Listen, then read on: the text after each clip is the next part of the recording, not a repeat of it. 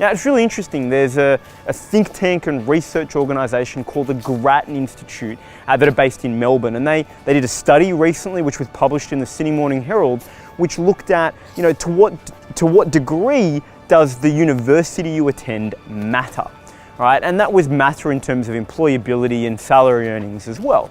And what they found was really interesting. They found that the university you attended didn't matter. What did matter though was the degree that you studied.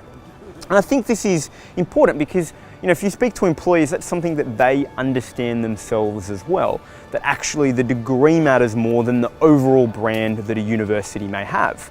So employers understand and realize that certain universities have expertise in producing really fantastic graduates in certain faculties.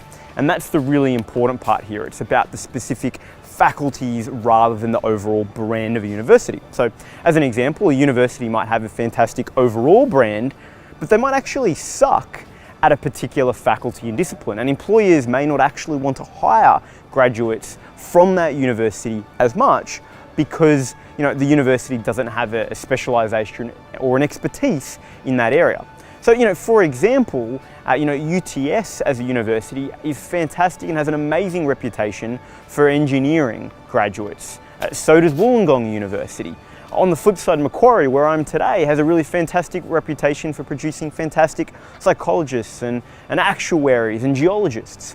So my point being here is that often the broad brand that you think about relating to universities doesn't actually connect to what employers look at more specific faculty level. And so what you need to be thinking about is, for the degree that you're wanting to study, what's the university's reputation for the degree, not overall? And so one of the ways that you can identify that is to go and look at the global rankings for universities, because they actually go down to a granular level, down to faculty level, so that you can actually see how does the faculty itself rate and rank globally and then in Australia, so that you can get a better sense of which faculty and which university has the strength in that particular faculty.